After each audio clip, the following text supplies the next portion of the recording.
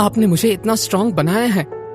ठीक है, अगर तुमने फैसला कर ही लिया है तो मैं तुम्हें नहीं रोकूंगा, पर अपना ध्यान रखना और जब मन करे वापस आ जाना। थैंक यू पापा, I'll make you proud। जब तुम आहान से मिलो तो उसे थैंक यू जरूर कहना। दिलीप जानता था कि प्रिया और आहान के बीच कुछ नहीं हो सकता, और वो प्रिया को ये कहता तो उसकी पूरी फीलिंग्स टूट जाती। जी पापा।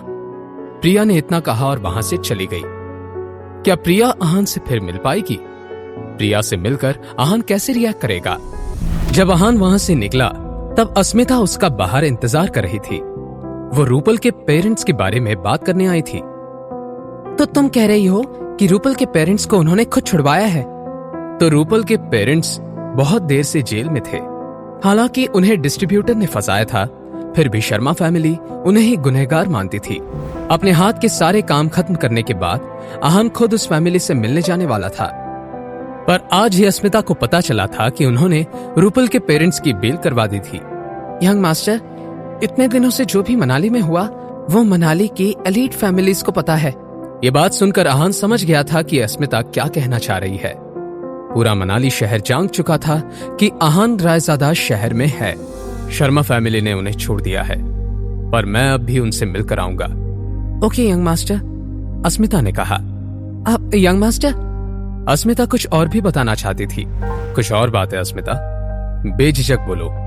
कुछ बात तो है, पर कैसे बोलूं ये समझ में नहीं आ रहा। क्या ये बात रायजादा परिवार के बारे में है? जी यंग मास्टर। क्या बात है, बोलो। किसको क्या प्रॉब्लम हुई है? यंग मास्टर, यंग मिस आपसे बहुत नाराज हैं। उनका कहना है कि आपने इतने दिनों में मनाली में जो भी किया है उससे परिवार की इज्जत कम हुई है। आपने हर जगह रायजादा फैमिली का नाम यूज करके सही नहीं किया। आहान अच्छे से जानता था कि अस्मिता किसकी बात कर रही है। यंग मिस आहान की चचेरी बहन अनन्या रायजादा थी। अनन्या के बारे में अगर आहान को कुछ बहुत अच्छे से याद था तो वो था उनके बचपन का एक किस्सा। एक बार लॉन में खेलते हुए आहान का हाथ गलती से अनन्या को लग गया था। गुस्सा होकर अनन्या ने उसे तालाब में धक्का दे दिया था। तालाब का पानी बहुत ठंडा था। अगर उस दिन उसे कोई नहीं बचाता तो वो जिंदा नहीं बच पाता। उस हादसे से उभरने के लिए आहान को 6 महीने लग गए। उसकी तबीयत इन महीनों में बहुत खराब हो रही थी। आहान को लगा था कि सब अनन्या को समझाएंगे कि उसे ऐसा नहीं करना चाहिए था, पर उल्टा सबने आहान को सुनाया कि उसे अनन्या को हाथ नहीं लगाना चाहिए था। उस दिन आहान ने मान लिया था कि इस परिवार में किसी को भी उसकी चिंता नहीं थी। अनन्या कब आ रही है?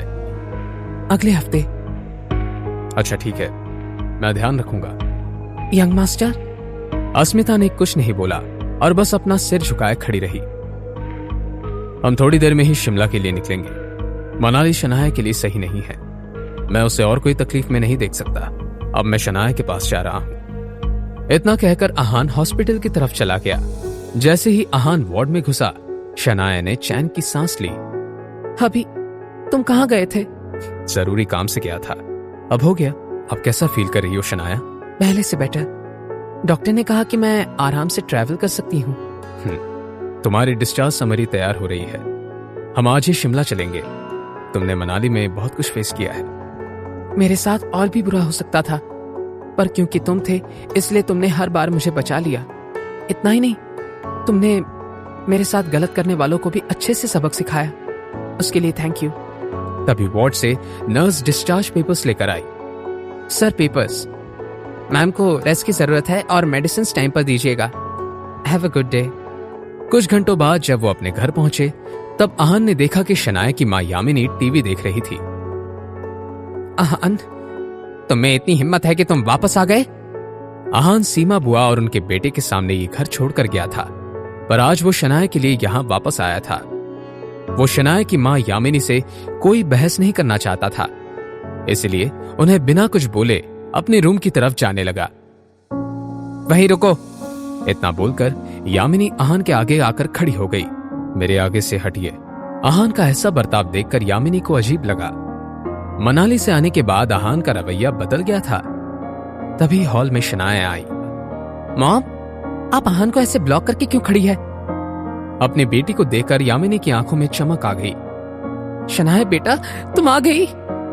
इतना कहकर यामिनी शनाया को गले लगाने जब आगे बढ़ी तब उन्होंने देखा कि शनाया के हाथ पर पट्टी बंधी हुई है। शनाया, ये क्या हुआ? कुछ नहीं मॉम, ब्लेड से कट लग गया था। मुझे ये बताओ, तुम इस फटीचर को तलाक कब दे रही हो? मॉम, मैं आपसे कितनी बार कह चुकी हूँ, मैं अहान को तलाक नहीं दूंगी। शनाया, क्या तुम्हें अभी भी नजर नहीं आ रहा कि ये हमारे फैमिली के लिए पनौती है, पनौती? इसकी वजह से हम और कितनी प्रॉब्लम्स फेस करेंगे।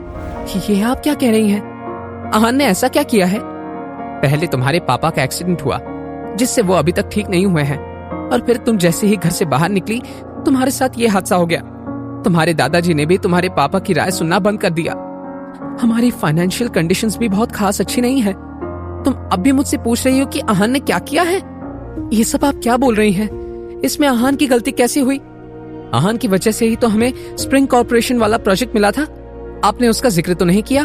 तुम्हें वो प्रोजेक्ट इसलिए मिला क्योंकि तुम केपेबल हो और हमारी भी कुछ हैसियत है।